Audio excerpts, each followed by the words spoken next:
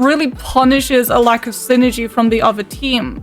Because just now, we've only really got a couple of rosters from those Overwatch League teams being locked in. There are still some teams that were waiting to hear which players are actually going to be signed underneath that label. And they only have a couple of weeks to really be able to try and build a team identity. And like you said, that is the time where those weird compositions where these players have those comfort picks and are already well rehearsed on the composition that they're running could potentially throw a wrench in the Overwatch League team's plans. Yeah, and for this matchup today, Sheer Cold and SrPeakCheck coming through on Nepal Village. And Moxie, we mentioned the Bastion before, right? Why do you think we haven't seen too much of the Bastion being played in these compositions anymore? So the Bastion works, but only really on specific maps. And again, like I said, it's a lot of pressure for the Reinhardt. It's a lot of pressure for the players standing behind the Reinhardt shield, because when it breaks, the Bastion is going to do so much damage, but it denies that space. And especially on a map like Village, you want to just use the Symmetra to either get out of spawn a little bit faster or go straight to the point and actually keep the Symmetra in your composition. And that's exactly what both of these teams are going to try to do. Especially with that Mei, you can wall off one of those point sides and immediately set the turrets up. Yeah, and that's what they're trying to do. Sheer Cold are the one to take the advantage and actually press forward immediately into the back line. Obviously got Hooligan kind of just running and booping, but no deaths just yet. Both lamps, both immortality fields used. However, Muse is caught out a little bit on the point. The charge comes through from LH Cloudy, but Muse is now a little bit caught out. Can they play their lives? No, unfortunately, Snipu's there with the fall through damage onto that Symmetra. Yesterday, he was playing cast. Today on the Symmetra, and SrPeakCheck are the ones to take the point first. Samito, by the way, had an absolute hero wall for LH Cloudy. That Reinhardt does actually get counterpinned, and we see the Mei wall come through to block Sheer Cold from being able to walk onto the Reinhardt, allowing Snipu to move forward on that Symmetra and pick up 2 very clean kills with the primary beam. And now with control of the choke, Sheer Cold unable to keep all of their members intact. The wall comes up, it isolates out one, and immediately leads to a full retreat before Sheer Cold can lose all 5 players. And now SrPeakCheck have that ultimate advantage. They'll have 76 plus ultimate or percentage on their ultimates for SrPeakCheck besides that Baptiste window. And Sheer Cold, Moxie, it looks like they're still lagging behind. Yeah, they're still trying to run this Symmetra as well, so they can try and teleport onto that point and negate that high ground control that is there for SrPeakCheck. But again, the rotation is going to be a little bit longer. Sheer Cold trying to take that high ground and drop onto the point so that they're able to build up the amplification matrix in time to go toe-to-toe with Ghosts. What you have to worry about is the fire strike that comes afterwards. There's the first fire strike baited from the members of SrPeakCheck. Sheer Cold immediately going to return with one of their own. But look, Sucrax hasn't used Ant Matrix, and SrPeakCheck is gone. This is when they want to move forward.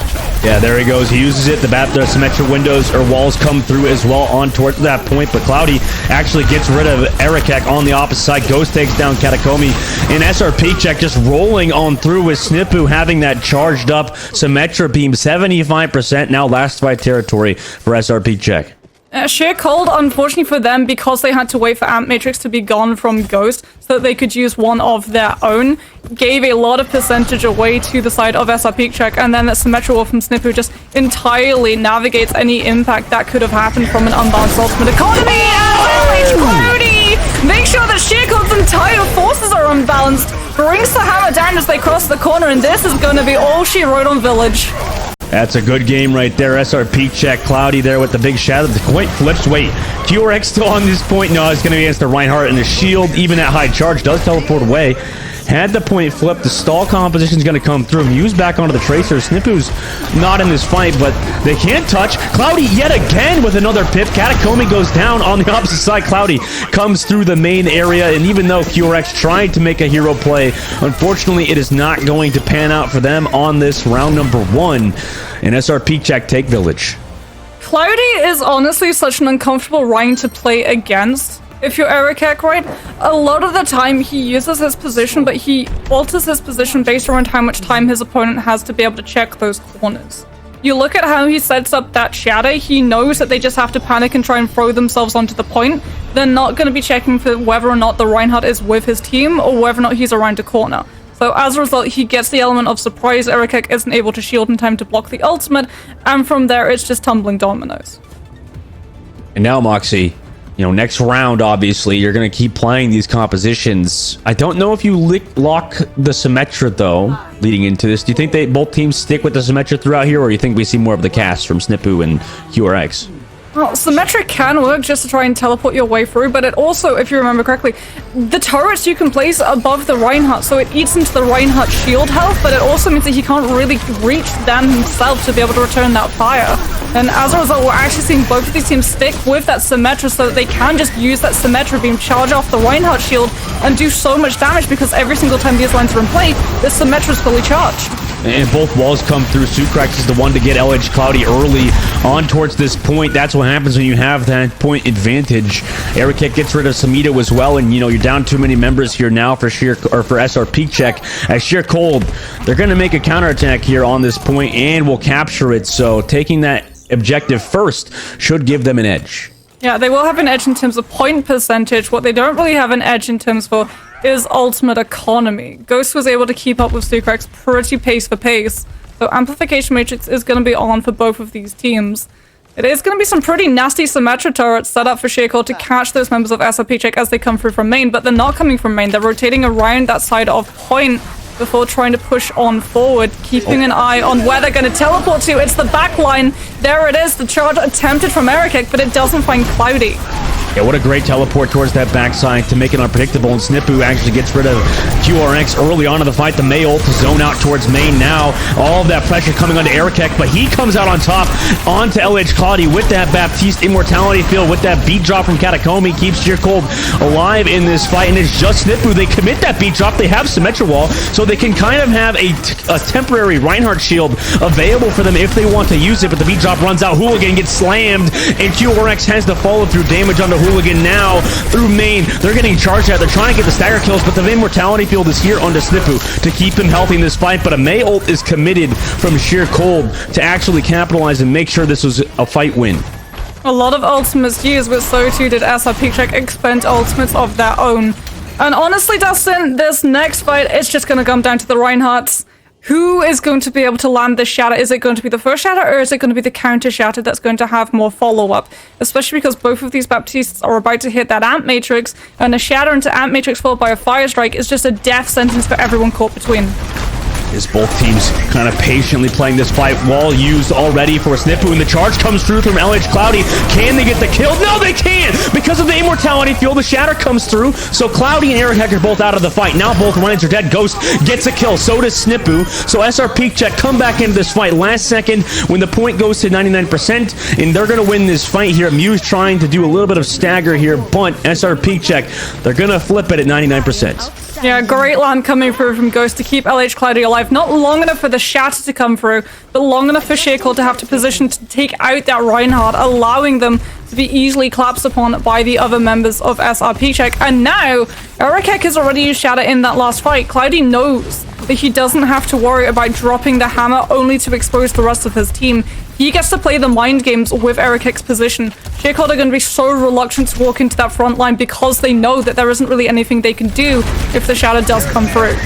Well, early Mei wall from Samito means they don't have that cooldown, and the shatter comes from through Cloudy to get rid of Muse in that fight. He knew on that off angle he could not use the ice block in time to save himself from that shatter. Meanwhile, he did get booped down from the backside, so that Mei ultimate has to be committed for Samito, who loses his life. And now EricKick sees the advantage. He smells blood in the water. He pushed forward towards that point. The Immortality field was used from Ghost, and now that cooldown is out of this fight. Snippu now counter walls on the opposite side, where that Symmetra QRX committed his early, so now they have the wall advantage. Try to push behind it. They're trying to avoid all of that damage on the opposite side. However, they can't make it through. They use that Baptiste field. So does SrPeakCheck as well. So both teams want to wait out this cooldown. SrPeakCheck, they don't have control of the point, but it's about to flip. However, the Mei ultimate committed from Muse onto this fight. Cloudy also shattered immediately afterwards. No Immortality field can save you from that, buddy. Huge shatter from EricKick. Sheer Cold flipped the point, and that's a round that is going in their favor. It's a huge shatter from EricKick, yes, but it's all set up from Muse. He's actually able to drop that Mei wall as LH Cloudy has to go onto the point to contest. Otherwise, it is just going to be Sheer Cold walking away with that point. And as a result, the wall comes up, the Reinhardt is entirely blocked away from his team. Ad Matrix isn't there in time to be able to break it, and we see the Blizzard come through from Muse to make sure that the Rein goes down, allowing EricKick to bring the hammer through. Well, now it's even going into the next map, Moxie, or next round. And, I mean, both teams obviously sticking towards this Symmetra Reinhardt composition, but I don't know if it's favored on this next submap.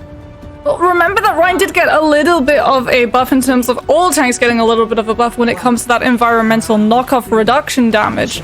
Unfortunately, that doesn't affect the rest of your team, and this is the point that I was most concerned about for SrPeakCheck to deal with, because this is the point where the Lucio is able to punish those rotations. Already we're seeing a very early brawl on the front line, and there's the first knock. It's not a knock off from Judges! No! Hello, Hooligan! 2 boops, 2 kills picked up for the Lucio! It's always terrifying here because you don't know if that Lucio has an incredibly fast rollout, in which, you know, Hooligan does in that situation, just gets that early pick off onto Sucrex, make sure he's off that map, and that environmental kill on both of those players. The Baptiste Sucrex, there he goes, then the Reinhardt to follow. I mean, that's just great Lucio play from Hooligan. The good news, however, is that Erikek did get knocked off of the map when he only had about a quarter of his health left, so it didn't translate to a lot of ultimate percentage for Hooligan, so Soundbar is still very much reachable for Katakomi to try and lap into that percentage with. But SrPeakCheck now with control of that choke are going to lose Cloudy. A good wolf from Muse isolates the Rhine once again from line of sight, and this is Sheercold turning the fight around. Yep. Nice job. Quick retake from them. Sheercold played that perfectly, like you mentioned. Muse with that May wall really just cut him off so that they couldn't Baptiste Immortality Field Cloudy, because sometimes, you know, that lamp, it's a little weird, the interaction with May wall. Especially because, like, if it goes up as the May wall goes through, it can sometimes bounce off the surface too. As SrPeakCheck now decide they're not going straight for point, they're going to try and push Sheercold back into that side lane. Lengthening out the distance does mean that the Hanzo has a little bit more time, but it's to set up this Symmetra teleporter onto that point. SrPeakCheck now looking for that flip, trying to force Sheercold into walking into environmental knockoff territory, and there it is. Cloudy connects onto Erikek, cancels the charge to be able to survive, and gets the Rhine off the map. His TPs are just so clean from SrPeakCheck too, Moxie. They just perfectly timed. Get that rotate towards the point, and Sheercold, they're not even reacting. For a second, I thought Cloudy was just going to hold in this corner and pretend to be one with the wall until the shadow was online, but his position is going to be spotted out. He's just using it to get those fire strikes through, but again, there's a Maywall isolating that Reinhardt. It is broken in time. No! But the shadow attempt from Erikek is entirely it's so bad! Dustin! Yeah. Reinhardt uses it on critical health, trying to save his life, and SrPeakCheck, they don't manage to get CC'd, and they still find the kill. I mean, it's a bit of a miscommunication from Sucrex there, I guess, to not use the lamp, but they actually come back in fast. Wait for the spawn. The perfect Dragon Arrow gets rid of Snippu before the Immortality Field could save him. However, the Fire Strike Maywalt from Samito is perfectly placed. It counters Katakomi and Erikek here, even though they lost one early to the Hanzo Strike. That's a reset already from Sheercold and a stagger kill, 82%. They're going to have to switch to some sort of stall composition. Yeah, Sheercold don't really have anything other than this Lucio who can try and collapse onto that point, like you mentioned. We're not actually seeing the Tracer pick come through. It's the Bastion instead that they're going to look to just try and brute force their way through this choke. Early beat drop too committed so that they can get towards this point. They swap forward and Cloudy actually misses the shatter. Counter from the other Reinhardt. Meanwhile, Mayo catches 3 members of the side of SrPeakCheck. No Immortality Field is going to save you from everybody being caught there. And even though SrPeakCheck had a massive advantage, they threw it all away last second. Yeah, that Bastion just does so much damage. QRX2 comes in with 4 kills in that fight. And with that soundbar, Sheercold can just get super aggressive and try and push SrPeakCheck back. And look what it's done to the ultimate economy too. SrPeakCheck thought that they were winning that fight. They invested everything that they had here, Dustin. There is very much a reality that Sheercold can just cycle through this next fight with an Amp Matrix and continue this point in their favor. All right, but then maybe a little bit too close. Smito now comes through the Maywall. Out in an immediate charge! What? Cloudy went too far! He takes himself and QRX off the map, which leaves Erikek free to do whatever he wants on the front line. What is that charge from Cloudy? I mean, it connected onto the Bastion, so if SrPeakCheck are able to regroup in time, Sheercold aren't going to be able to hold this choke control with that Bastion still yet to return. Erikek has that shatter coming up though, so he's going to have that advantage. However, he's May-walled off by the other team's May. However, perfect place lamp from Sucrex. The shatter is blocked from Cloudy, so perfectly timed. However, no ultimates on both sides. Leads Sheer Cold into a weird position. QRX got booped off the map yet again by Hooligan. Samido traded out by Mew, so no May on the other side. SrPeakCheck realized this, rotate towards the point, drop that May or that Symmetra wall. Meanwhile, Hooligan, they have to go to touch the point. Katagomi goes to get into Snippu's face, and with all of that Symmetra damage and the Baptiste Immortality field, SrPeakCheck have a clean retake and are going to take map number 1. Yeah, SrPeakCheck, honestly, with the Reinhardt charge, I'm more than okay with it, because like mentioned, it takes the Bastion off of that mix, and as a result, you look at what happens to Shakehold's positioning when they're waiting for the Bastion to return. They don't get to hold super aggressively in front of that choke, they don't get to keep that Bastion just threatening that Reinhardt, instead they have to pull back into the side lane. And the side lane is already where we've seen them struggle against that Lucio with the threat of those environmentals. And the fact that SrPeakCheck are still running Snippu on that Symmetra means that they can immediately swap from side lane onto point with that teleporter and bait Sheer Cold into giving the flip away. Yeah, I mean, that, you talked about it, Moxie. We talked about it before the round. You know, that swap from QRX to Hanzo off the Symmetra, and then, you know, SrPeakCheck keeping with that Symmetra. I know that this map is, in general, not a bad map for Symmetra. This is one of her better maps, right? Like, similar to Lijiang Tower, right? There are certain specific rounds where the Symmetra will work, but, I mean, did you expect to see Symmetra the entire time locked throughout all 3 rounds on Nepal, Moxie? I didn't expect to see it, but it honestly makes perfect sense. Now that you think about the shortcomings that SrPeakCheck have shown in the past matches, we talked about their rotation sometimes being a little bit, not quite miscommunicated, but maybe a little bit more spread apart than your team is wanting, and that was when the Baptiste was left vulnerable and collapsed upon. By running that Symmetra and guaranteeing that everyone is all on the same page and using that teleporter to move position, you don't put that Baptiste at risk of being left behind, and as a result, every single time they've rotated from side lane over to the point, it was a lot cleaner, it was a lot snappier, and there was a lot less that Sheer Cold were actually able to take advantage of. Yeah, and I guess, well, moving on to King's Row, you can't really do those teleporter plays that you could before, though, right? So since our next map is King's Row, do you think that they stick with what's working with that Symmetra composition? Obviously, they're going to play the Rhine May, right? They're not going to change that, and, you know, they're not a fair team either, but it's that decision you have to make. Sheer Cold, I imagine, Moxie, you think that they're going to run that Hanzo again, considering QRX has shown that he could play it, and King's Row's always been a map for that Hanzo, but on the opposite side, do you think SrPeakCheck, they swap things up, maybe go towards that Cassidy, or it could be just decided that Cass is just not as good as maybe he once was? I mean, Snippu has been playing Cassidy whenever we've seen him with that Reinhardt rush previously, so I would expect that it is going to again be that Cassidy, because like you pointed out, Symmetra works on Nepal because it's one of her best maps. It takes away a lot of the risk involved of those rotations. It means that you don't have to worry about Lucius for those environmental kills. King's Row, not so much. You've seen a couple of really good Symmetra plays come through, a la TPing Bastion on top of Mondada statue, but at the same time, it's not really a play that you're going to pull off here and now, so I would much rather see the Cassidy come through just because you have a lot more value all across the board. Yes, you're still going to be able to pressure the Reinhardt shield, yes, you're still going to be able to find those flank angles, and more importantly, you're still going to be able to put a lot more pressure on the back line, because if you do have that fight around the statue and a Cassidy is just nipping into your flank, you're going to be really giving up a lot of space so that everyone can cram behind the Reinhardt shield, and that then has an impact on how much impact the amplification matrix has when it comes through and a fire strike follows it up. And Moxie, we watched a lot of North American matches as well, right? You got Tree on the opposite side, who has been popping off on the opposite side of the pond, who has been one of the craziest players in general, you know, to lock that Hanzo. I feel like we haven't seen a lot of fantastic Hanzos over here. You know, I feel like overall so far we've seen people try to lock it, but it's not really worked out in comparison to some of those more consistent compositions, right? I don't know if you agree, Moxie, but it feels like, I mean, King's Row is a really good Hanzo map. However, Hanzo as a character is super high skill ceiling, super low skill floor, right? I mean, it just feels like the character has a large chance to like pop off, but at the same time, you gotta hit those shots, even though it's a bit random at times, which I hate Hanzo. Playing against Hanzo is one of the most annoying characters in the entire game, same. But if you compare it to like a Cassidy, for example, it just feels like you could be more consistent, right? For sure, Cold, Moxie on the opposite side, what's their win condition coming into King's Row? Is it that Hanzo? Is it that DPS character? Or is it just better Mei walls from Muse and better team play from Sheer Cold? So I think it is going to come down to a lot more pressure on Muse. Like we were seeing in the first 2 maps on Nepal, the Mei walls were really good. They were finding those isolations, they were finding those targets.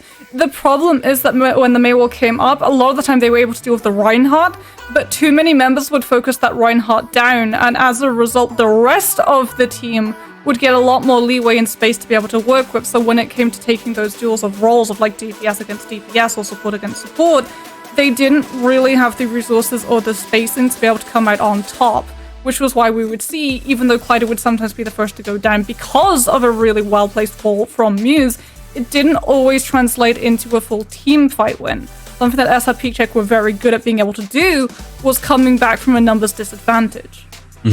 And on top of this, Moxie, I mean, that's great analysis. For at the same time, this match has been very close, right?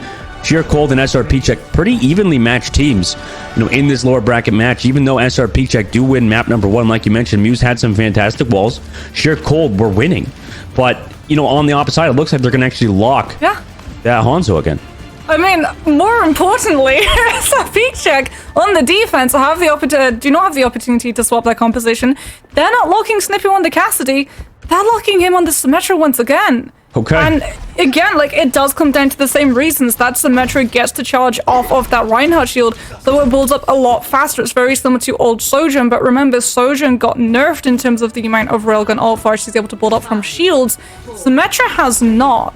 Sheer Cold might decide to run this Hanzo, or they might just use the Sonic to try and find an early little bit of intel on where SrPeakCheck are positioned, but no, they too are coming in and locking it, just looking for a couple of those headshots to try and punish the fact that the Reinhardt composition is currently split. Yeah, and let's see if it works out. In this situation, it does. No lamp committed because of that Mei wall yet again from Muse. The lamp cannot come out from Ghost in time to save LH Cloudy's life. They went for that aggressive push, but just simply were not ready for it. Sheer Cold, very fast take number 1, really off the back of a fantastically placed Mei wall. Like I said, Muse is just a very, very good Mei, especially on King's Row. This was where he really came into his own against the Bastion composition. And SrPeakCheck, now that they don't really get that choke to be able to just use the Symmetra turrets to put even more pressure on the members of Sheer Cold as they come through, swap onto the Hanzo. Yeah, and now at the subjective just being taken, we have SrPeakCheck playing slow around this backside. And look at that, Snippu also made that swap over to the Hanzo, so even duels on both sides have to be watching out for these log chuckers here as SrPeakCheck now play on the defensive and get aggressive engage. QRX hops onto the back line, gets taken out by his counterpart, and SrPeakCheck stop an entire push from Sheer Cold to that choke point.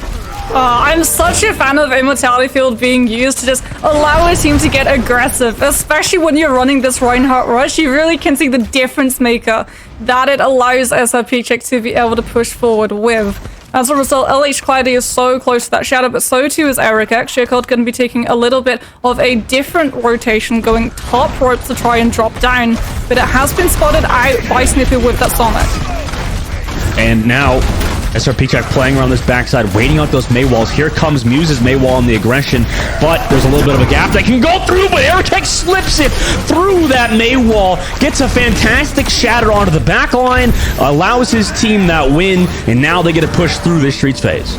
See, that rotation up into top ropes to allow Erikek window to be able to land those fire strikes is the difference maker in allowing him to hit Shatter, and then Sheer Cold, knowing that they have that Shatter, move forward, drop down, look for the fight and choke, move past LH Clyde's Reinhardt shield, and drop it into the back line. Very clean, very clinical, really good follow-up coming in through that didn't actually have to force them into using even more ultimates. Speaking of ultimates, SrPeakCheck are definitely at an advantage in terms of what they have available. Dragon Strike being used early from Sheer Cold just to zone SrPeakCheck a little bit further away as they return with a Dragon Strike of their own. Counter Dragon Strike, and actually opens up Hooligan's early pick on to Muse on that counter engage as well. Hooligan's been playing fantastic, by the way, Moxie, on this Lucio role. Really has been a bloodthirsty Lucio like we talked about earlier, and these fights are happening so dang fast. It's just already a team wipe counter engage. And Moxie, there's still 3 minutes and 30 left on the clock. And SrPeakCheck literally won that fight with a Dragon Strike and a really good Maywall coming out from Samido. He blocks off one of the avenues for Shaco to try and escape that Dragon Strike damage away from, and Hooligan follows up. Delucio able to reposition extraordinarily quickly thanks to that speed boost. Is able to find that kill and just turn Shacold's positioning into absolute shatters. As now we see that Blizzard come through from Samido, just locking onto the members of Shacold. Lamp does come out, but it's gone, and so too is Eric. The Ant Matrix is a little too late. I would rather they use that for the next investment. And Shacolds are not going to have it to try to go toe-to-toe with Ghosts when SrPeakCheck are able to keep using this choke to keep Shacold in position. I mean, at least they got the shatter out from Cloudy. I mean, that can't be worth it though, right, Moxie? No, it really doesn't feel like it is worth it. Especially because Ghost literally just gets such a free run of that Ant Matrix. Muse is going to have to use that Maywall not to isolate out a Reinhardt, but to block the damage that comes from the Baptiste ult. Yeah, but the counter engage now, they used Fire Strikes early, so they knew they could go in without that window. Counter window popped at the same time. Snippu's the one to find the value through it to get rid of Ericek. The Maywall comes out, but it doesn't get as much value as Samido's did earlier. It's Snippu on this Hanzo. 3K for him so far, potentially a 4, but SrPeakCheck stopped Sheer Cold yet again.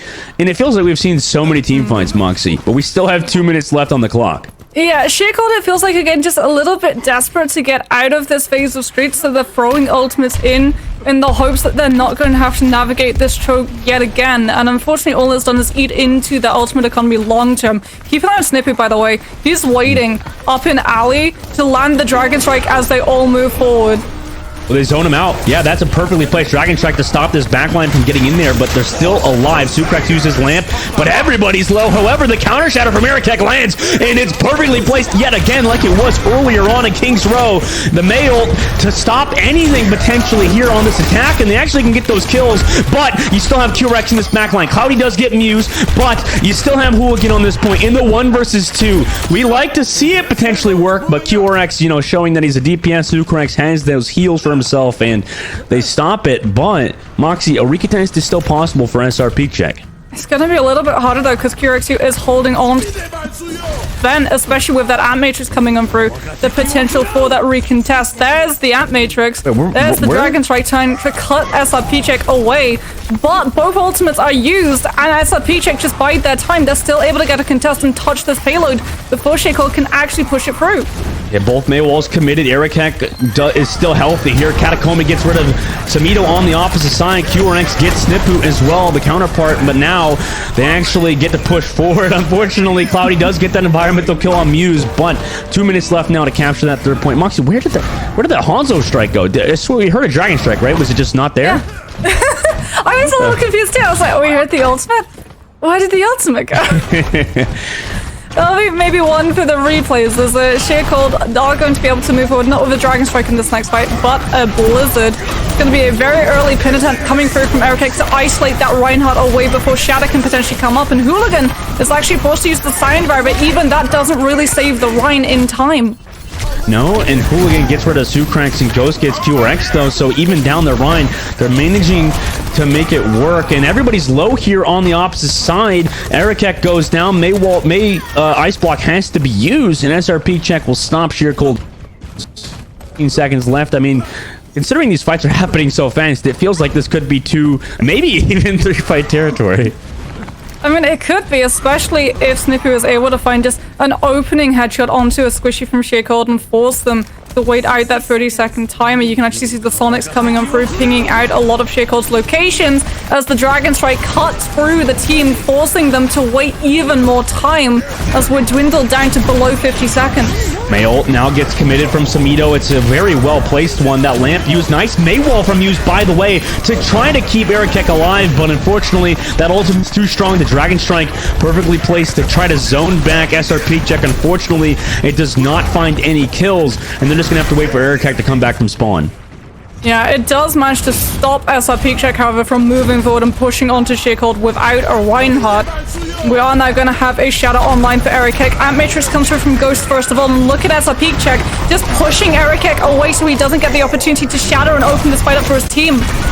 Yeah, nice Lamp, though, to keep Ericek alive in this fight, and aggressive push from SrPeakCheck to try to stop Sheer Cold's engagement. But now we're entering last fight territory, Moxie. Overtime gets popped. Cloudy will be coming back with that Shatter. Snipu going to be building up towards that Hanzo strike, but it's a Shatter be Shatter. But look who has that Mei ultimate. It's Muse. Yet again, they go aggressive, but the Shatter comes out from Cloudy. It's blocked immediately. Now he's stuck in that Mei Blizzard. Muse gets Snipu. SrPeakCheck finds Cloudy. The overtime push, it looks like it's going to finally happen. Overtime spawns means everybody takes too long to get back into this fight, and Sheer Cold will capitalize. Really good bait positioning coming out from Sheer Cold to force SrPeakCheck to take that fight on side lane, not out in the open where there's a little bit more room to try and navigate away from the Blizzard. You can see that LH Cloudy is actually the one who uses that Shatter first. SrPeakCheck holds on to his to see whether or not he has to go for the counter Shatter. It's the Blizzard, however, that's the nail in SR's coffin, allowing Muse to just entirely catch all of the team in the snow globe, and then QRXU, who's still pushing that cut, still with that Hanzo, is free to line up the headshots into every single popsicle. Yeah, both of these Meis today have been playing amazing. I mean, Mei ultimate is, we talked about it, Moxie. It feels like it's one of the strongest ultimates in the game right now, just because it locks you down, you know, obviously lasts for so long, has such a large radius. I mean, there's really no downside to it, it feels like, right? Especially in that moment too, because they take the fight not on the payload where the Shadow might potentially just manage to stagger them out, knowing that they have to be touching that cut. They take it on side lane. So even if one gets connected onto the Shadow, the Blizzard is still going to be able to catch everybody else on SrPeakCheck's side in the freeze. So the follow-up is not going to be there.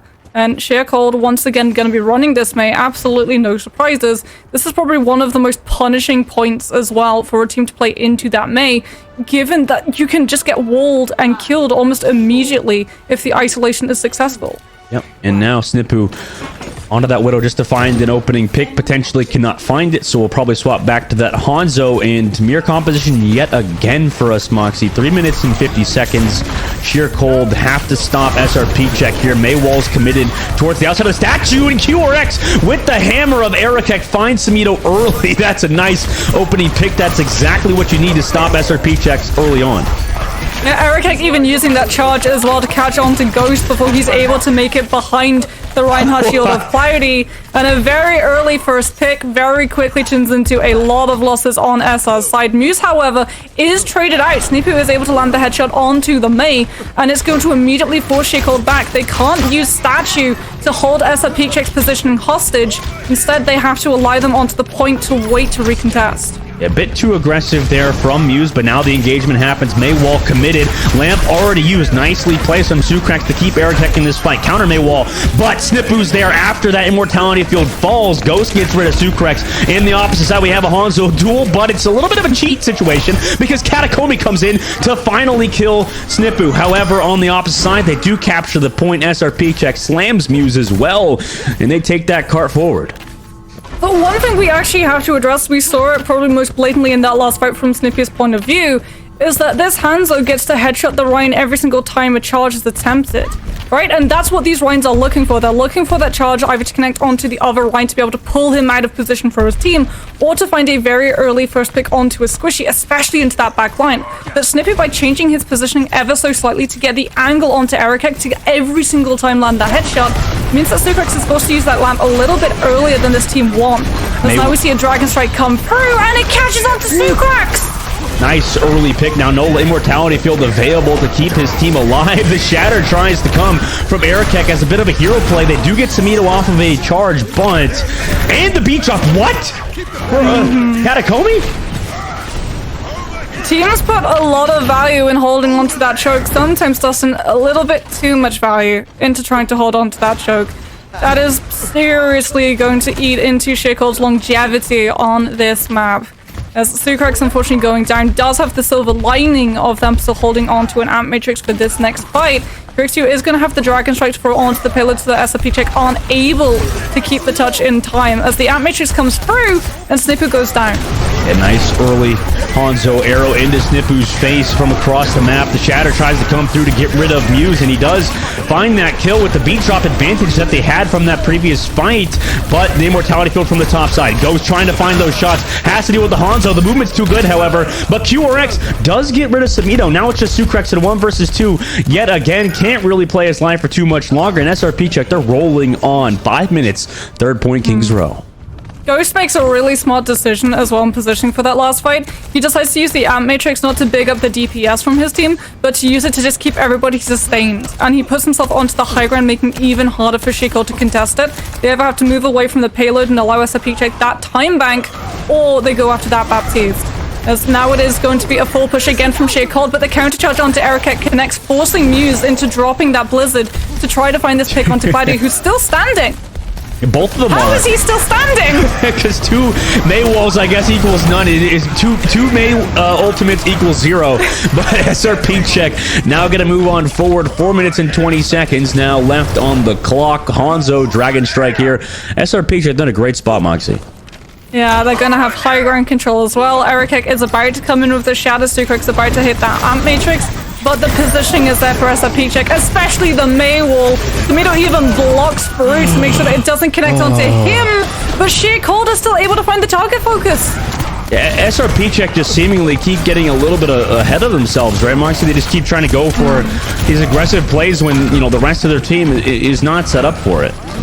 Yeah, you can see that, like, Samito knows the Shadow's coming through. He goes for that block to save himself, but it does mean that the Mei isn't really that appeal for that Reinhardt. So EricEck connects the ultimate onto the Rein. Cloudy goes down, and then SrPeakCheck very quickly turn their way to that Mei, knowing the wall had already been invested, the block had already been invested. It's a free kill. And from there isn't really anything stopping them, punishing them to potentially move into the front line. As the Dragon Strike comes through and connects onto Katakomi! The worst pick for SrPeakCheck, given Sign Barrier was so close! Yeah, no way he could find that Hanzo strike, and Snippu finds Muse. Sucrex goes down as well, and this is looking rough for SrPeakCheck, who had that beat drop. If he did not get picked by Dragon Strike, they would have it for this fight. Beat drop committed, though, just the solo beat drop to sustain this point, and it could end up well for them, considering he's still alive, playing his life. Cloudy goes low, but EricEck, he swapped to Wrecking Ball. Meanwhile, and on the opposite side, a window is popped from Ghost farther back, but it's zoned out from SrPeakCheck. They don't have to fight this right now. Yeah, Dragon Strike actually pushed SrPeakCheck back around that corner, and Matrix was used to make sure that they didn't get chased, so now they can push back onto the payload and drop the Blizzard. SrPeakCheck have no choice but to walk straight into it, and because the composition has swapped so much up for the team, they don't have ultimates to be able to properly contest. And honestly, like, we can talk about the Meis, we can talk about the Reinhardts, but what opened up that map quite literally for SrPeakCheck was Nipu getting 2 Dragon Strike kills onto supports. First of all on Sucrex on Street Phase, and then on Katakomi, who was so close to that Sign Barrier on point C. Yo, and we talked about a Hanzo player needing to kind of stand out in Europe, and Snippu is doing that right now, right? QRX is matching him, but really you don't see that many Dragon Strike kills from a Hanzo, as well as perfectly zoned plays. And these fights happen so fast, Moxie. I mean, it feels like the ults are built so quick, you know, and then boom, incoming Baptiste window, incoming Chatter, incoming Mail, right? It just happens. It feels like every fight. So if you can have a Hanzo that can kind of dictate these fights without an ultimate as well, I mean, that's exactly what you need in this composition. Yeah, and the problem as well for SrPeakCheck is that because they're positioning to fight into SrPeakCheck, when they lose one of those supports, especially when they lose the Lucio, they lose the ability to be able to distance themselves from the fight in time for it not just to become a stagger fest. Without that speed boost, you're going to lose even more players who get left behind, something that SrPeakCheck were very much able to punish. And now it is going to be 2 minutes and 35 seconds for SrPeakCheck. SrPeakCheck were able to push through the map, but remember, it was picked up in overtime. So if SrPeakCheck are able to pick up even a singular tick, they walk away with King's Row. 2 minutes and 30 seconds now. SrPeakCheck, they want to go up 2-0 in this series. Maywall is committed from both sides. Samito, very aggressive positioning. Charge comes through onto EricEck to keep him low from that immortality field. And look who's on the outside. It's Snippu, but QRX, who is now on the cast, also doing work. But Snippu on the flank through Hotel finds that back line. That's the opening pick it needs. Katakomi trying to go for the 1v1, does win it, but it's a bit too late to go for that baggage, my friend. SrPeakCheck will win on King's Row and go 2-up in the series. You know, when we were watching King's Row and Doge was playing on that Reinhardt, we wanted a GPS tracker to see where the Rein was. We need the same for Snippu, because this guy was getting into some very strange flank angles. But they worked perfectly. Yeah, right? He learns that Sonic, he knows exactly where the BAP is playing from, and he goes for that kill. Even if he doesn't manage to find the pick, he's still done his job. He still forced that Baptiste into turning away from his Reinhardt, depriving the Rein of the resources to be able to win the frontline fight. So if the Rhine goes down, then the rest of the team just moves on to the BAP. If the BAP goes down, the Rhine is sure to follow. I mean, that's a fantastic point, Moxie, with his flank angles. It just feels like, you know, he's doing what he has to do. There's that X factor, there's that mentality that you kind of need in some of these players, right? It's very similar to somebody that's just kind of, you know, shot chucking, just doing whatever they can, right? It's the difference between like a supportive DPS and a carry DPS, and SrPeak's doing exactly everything that he needs right now. That's a very good point. And SrPeakCheck now off of this will go 2-up in the series. Sheer Cold gonna be going down, and now, you know, they're gonna have to pick this next map. They just lost on their map choice. You thought, or as Sheer Cold thought, that it would be a good map for them. They thought for sure it might be a map win, but I would say that it was a bit harder of a series for them than even Nepal was. I think as well the problem for Sheer Cold is that now that SnP has seen how much value the Hanzo finds, being able to really punish one of the main weaknesses of Reinhardt, that your shield has one specific angle that it can cover. So heroes who have that mobility and can look for those flank angles are going to be able to go around that Reinhardt shield and apply pressure, so the Reinhardt has to either turn around and lose the frontline fight or just allow his backline to be absolutely shot through. And even though we've seen it on King's Road, that's something that's not really going to change moving forward in this series. No. Well, I mean, hopefully Sheer Cold can find something for this next map to try to extend it a bit further. But ladies and gentlemen, we'll be going to a short break. When we come back, we'll be back with that map number 3. So don't go anywhere. We'll be right back.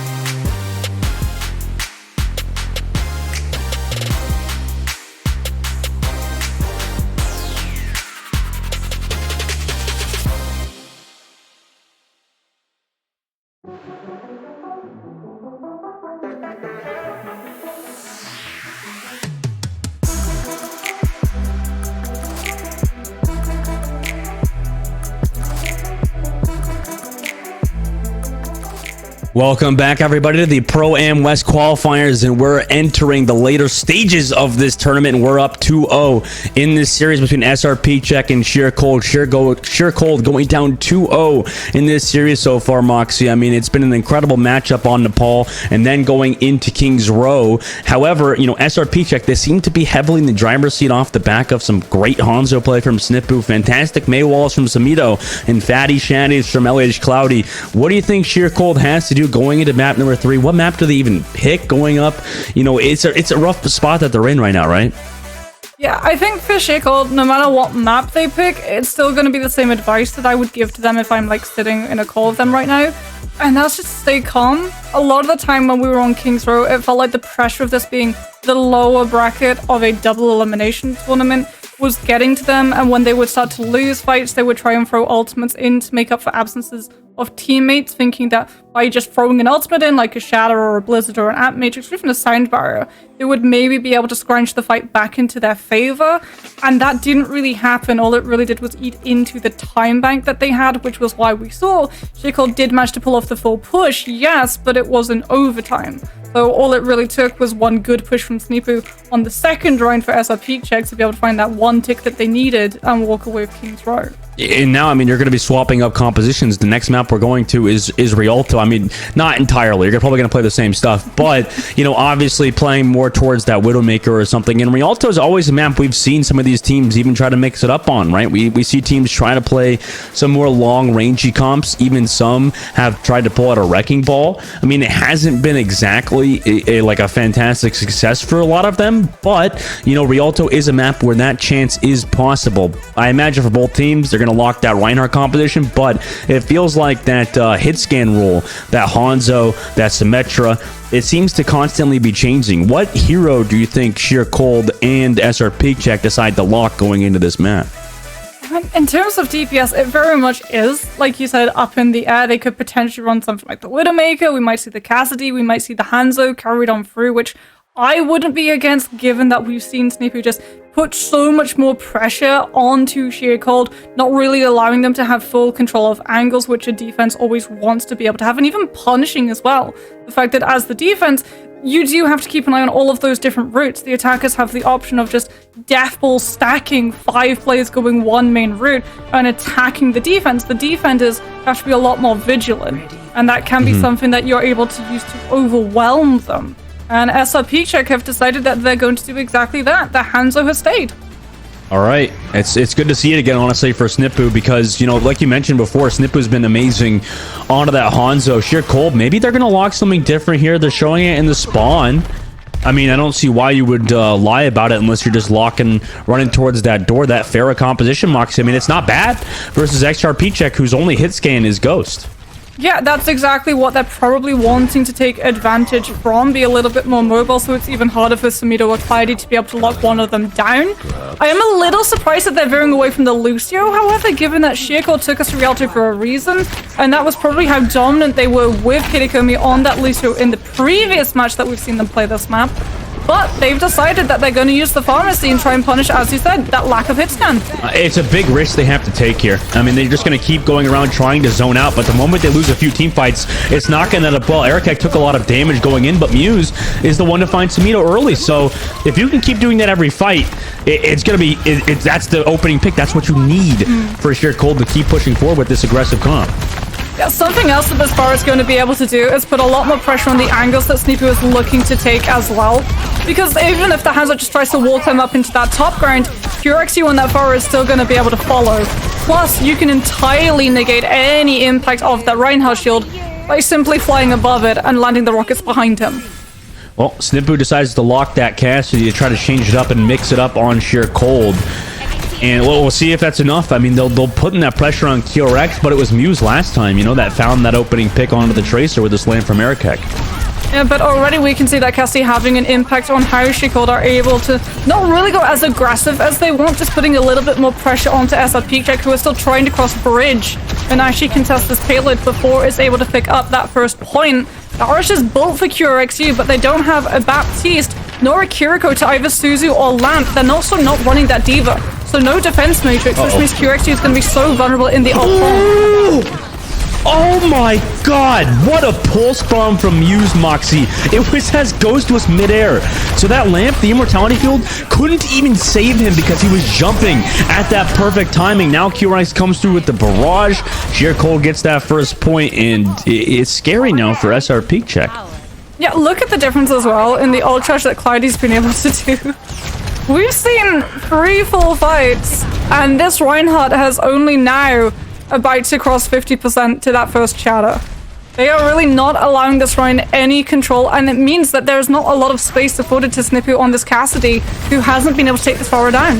They try to rotate towards that point to take that flip, so they're trying to mix it up now, finally playing kind of how you're supposed to play versus these comps. The high noon, it doesn't land on the Catacomb, but unfortunately for him, going towards that boat means that he loses his life. Now Snippu gets Arakek as well. The Nano Boost came through onto QRX, a bit ill-advised, and SrPeakCheck get that stop they so desperately needed.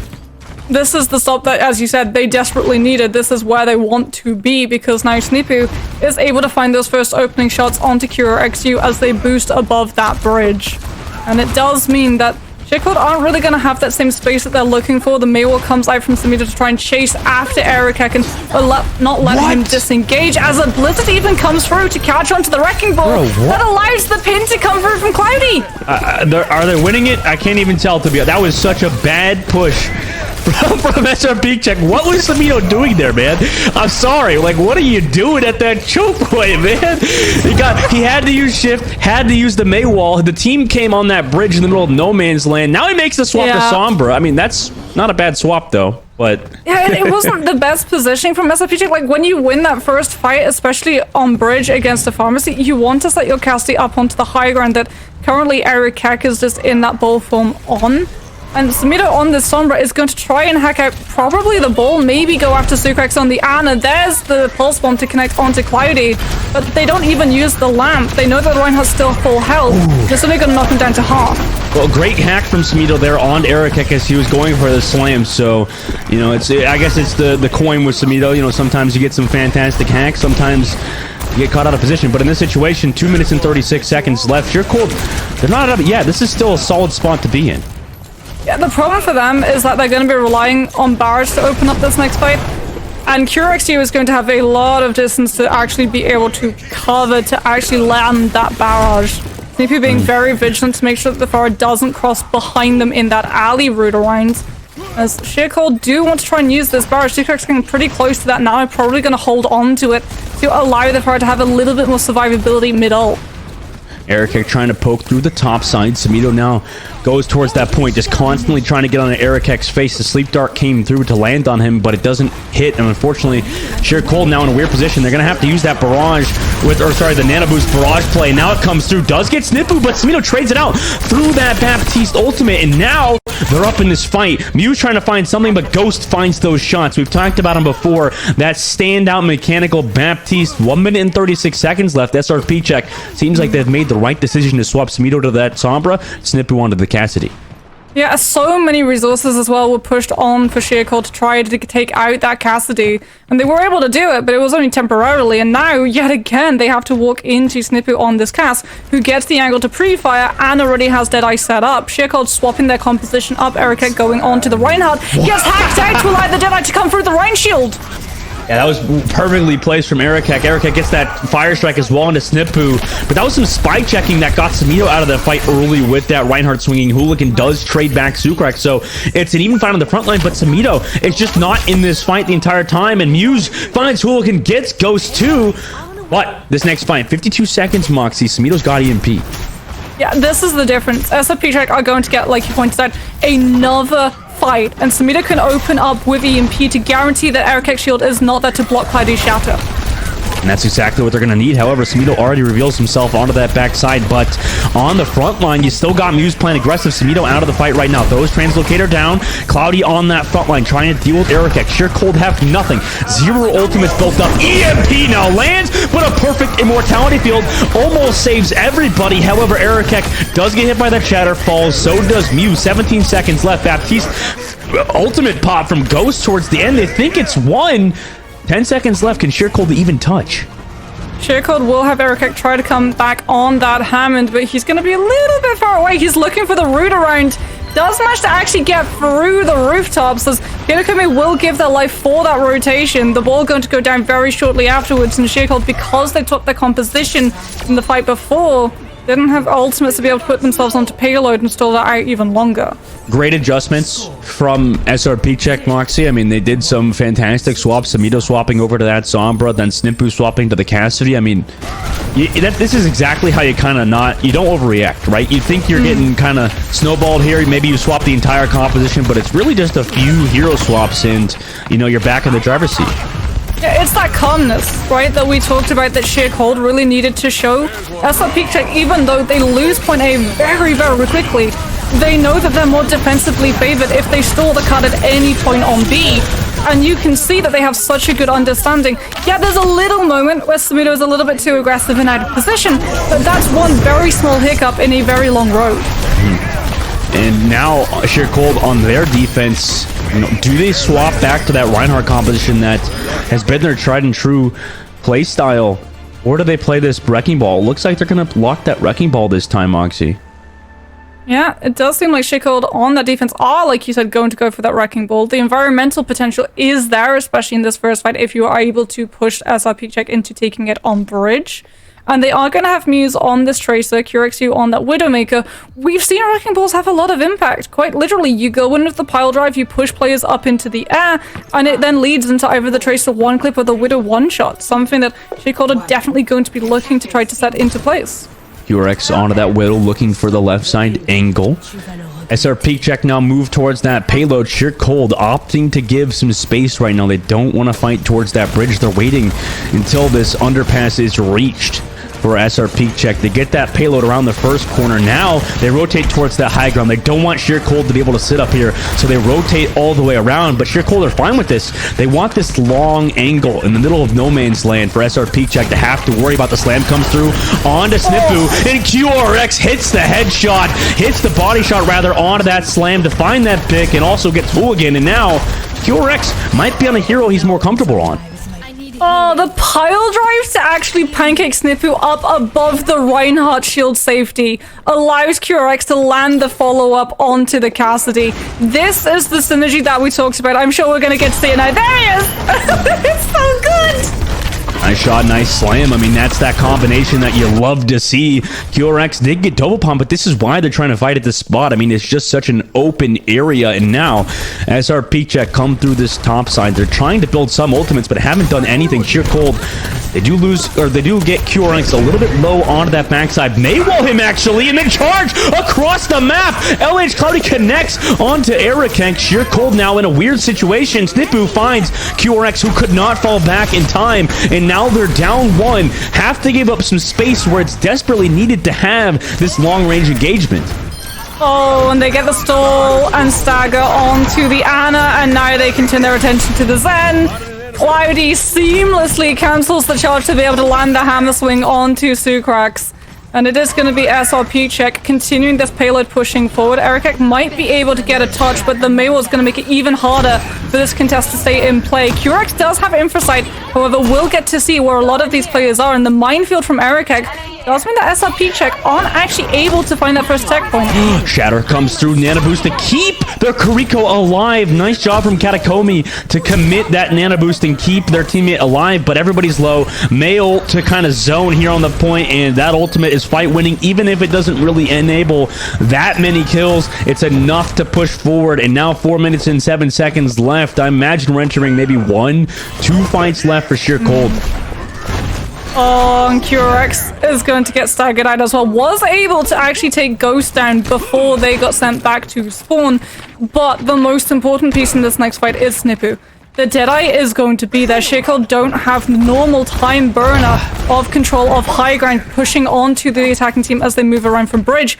And we're only going to have one fight left potentially before that payload sees its way to the finish line. And SrPeakCheck walk away with a 3-0. And now after making that swap full round, QRX back onto the Hanzo, drop towards that payload, beat drop out, SrPeakCheck have such an ultimate advantage, drop the high noon, immortality field popped however, but now the shield's gone, QRX does get Snippu, but Erikek is now down, Samito hits those right clicks onto QRX from the low ground, and now you're in a weird situation, you just have this Mei to delay, Muse does have some heals here, but falls, Sucrex goes down as well, and SrPeakCheck, we thought it would be kind of a close series based on the poll, but they've kind of made a huge turnaround on the following two maps, 3-0 over Sheer Cold. That means they're moving forward in this lower bracket. Rialto was one in the staggers, to be honest, coming out from SrPeakCheck. They know that there isn't a Lucio on the other side, so when they're able to actually take over those points, they can push forward and push into the space that should be there for the defense on the point afterwards. That was why SrPeakCheck were able to keep that payload stalled out for so long when it stopped in B.